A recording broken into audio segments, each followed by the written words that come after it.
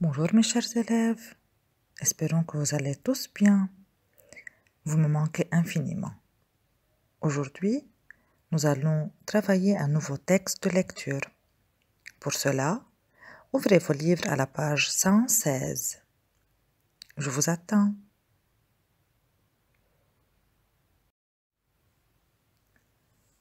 Bien, tout le monde est prêt?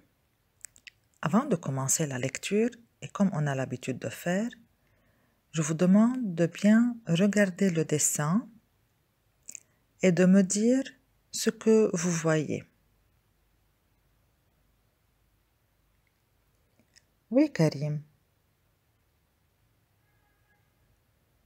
Très bien. On voit un jeune homme avec des animaux. Quels sont ces animaux? Oui, Gaël. Bravo. On voit un éléphant, un lion, un singe et un tigre. Oui. On voit un jeune homme. Bravo. Qui peut me dire, c'est où ce dessin-là?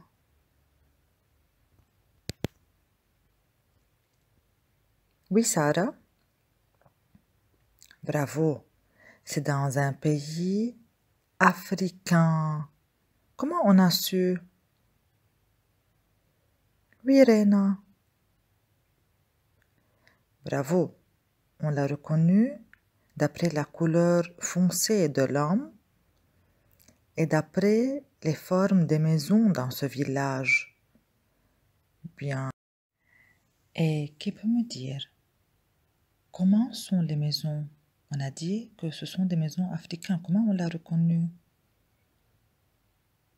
Oui, Lynn. Bravo. D'après leur forme et d'après la paille qui couvre leur toit. Très bien. Bon, et si je regarde le lion, qui peut me dire? Il a une patte levée. Pourquoi? Oui, Adam. Oui, parce que on voit que en principe, il est en train de parler au jeune homme. Mais est-ce qu'un lion peut parler? Oui, Louaï. Non, très bien. Tu sais pourquoi? Bravo, parce que c'est un conte. Et dans le conte, qui peut me rappeler? Oui, Jade. Dis-moi, dans le conte, est-ce que les animaux peuvent parler? Non, pourquoi? Bravo, parce que c'est quelque chose d'imaginaire. Ce n'est pas réel. Bravo, bravo Jade. Bravo les élèves. Je passe maintenant à la lecture du texte. Suivez bien, tenez-vous droit et je commence. L'homme et les animaux.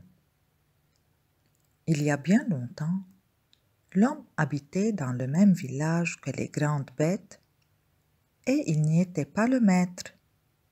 Chaque jour, l'éléphant, le lion, le léopard, le singe allaient à la chasse dans la brousse et en rapportaient à manger pour tous. Mais l'homme, chaque fois qu'il allait à la chasse, ne rapportait rien ou pas grand-chose.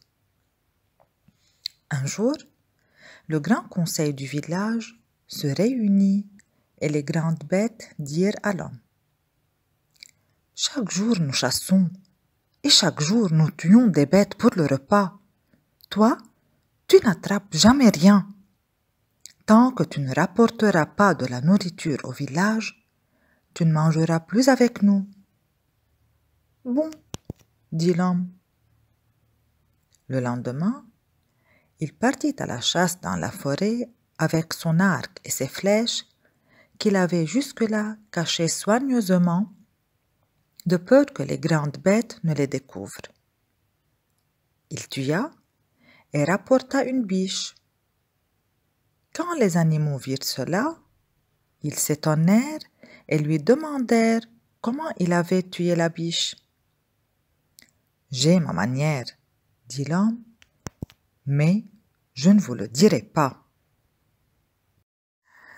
Maintenant, je passe à une deuxième lecture du texte. Mais avant de le faire, qui peut me dire quel est le genre de ce texte? Est-ce une recette? Est-ce une lettre? C'est quoi? Oui, Amir? Bravo, c'est un conte. Comment est-ce que tu l'as reconnu? Très bien, parce que ça commence par « il y a bien longtemps ». On a déjà vu qu'un conte commence par des mots comme, des groupes de mots comme « il y a bien longtemps »,« il était une fois »,« dans un pays lointain », etc. Bon, je commence la deuxième lecture pour vous expliquer les nouveaux mots dans ce texte. L'homme et les animaux. Il y a bien longtemps, l'homme habitait dans le même village que les grandes bêtes et il n'y était pas le maître. Donc les bêtes, ce sont les animaux. Chaque jour, l'éléphant, le lion, le léopard, le singe. Le léopard, c'est un animal d'Afrique. Il est de la même famille des tigres. Allaient à la chasse dans la brousse et en rapportaient à manger pour tous. La brousse, si vous voulez, c'est la grande forêt, c'est entre les herbes, les plantes. Mais là, chaque fois qu'il allait à la chasse, ne rapportait rien ou pas grand-chose. Un jour, le grand conseil du village se réunit et les grandes bêtes dirent à l'homme. Donc, le grand conseil, ce sont les personnages ou bien les personnes qui prennent les décisions dans ce village. Et on remarque d'après cette phrase que ce sont les bêtes, ce sont les animaux qui sont responsables de ce village. Chaque jour, nous chassons et chaque jour, nous tuons des bêtes pour le repas. Toi, tu n'attrapes jamais rien. Tant que tu ne rapporteras pas de la nourriture au village, tu ne mangeras plus avec nous. Donc, ils leur disent que toi, tu ne cherches jamais de la nourriture, donc tu n'attrapes pas les bêtes, les animaux pour pouvoir manger. Et tant que tu ne rapporteras, rapporter, ça veut dire chercher de la nourriture au village, tu ne mangeras plus avec nous. Ça a été la décision des grands animaux du grand conseil du village. Bon, dit l'homme. Le lendemain, il partit à la chasse dans la forêt avec son arc et ses flèches qu'il avait jusque-là cachées soigneusement, de peur que les grandes bêtes ne les découvrent. Donc, on remarque qu'il avait quelque chose avec quoi il pourra rapporter, attraper des animaux. Donc, ce sont quoi? Oui, Tamara? Très bien, l'arc et les flèches. Il tua et rapporta une biche. La biche, c'est la femelle du cerf. Quand les animaux virent cela, ils s'étonnèrent, donc ils sont surpris et lui demandèrent comment il avait tué la biche.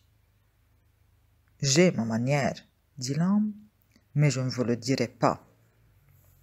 Donc là, l'homme n'a pas raconté qu'il a sa façon d'attraper ou bien de tuer les animaux pour les manger. Bien.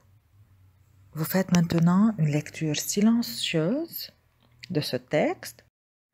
Je vous rappelle, mes élèves, pour faire la lecture silencieuse, vous mettez pause à la vidéo et une fois que vous terminez, vous remettez play. Bon, je vous attends.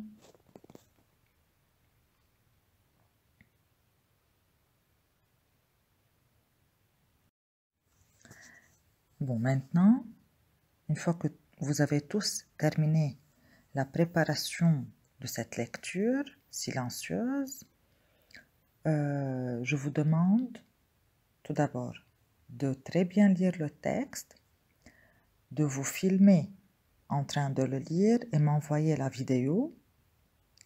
Puis, je vous demande de bien retenir les synonymes que je vais vous envoyer sur l'agenda et aussi de répondre aux questions d'en bas de la page par écrit sur votre cahier de français. Donc, les questions numérotées 1, 2, 3 et 4. Je vous les lis. 1. Quels sont les personnages de ce conte africain? 2. Quelle est l'occupation principale des bêtes et de l'homme? L'occupation, donc, que faisait-il dans ce texte? 3. Quelle est la décision du Grand Conseil du village? Donc 1, 2 et 3, vous relevez les réponses du texte. 4. Pourquoi l'homme n'explique-t-il pas sa manière de chasser? À la fin du texte, à la dernière phrase, il dit aux bêtes, j'ai ma manière, mais je ne vous le dirai pas. Donc, à votre avis, pourquoi il ne le dit pas? Allez, bon travail mes grands, et à bientôt.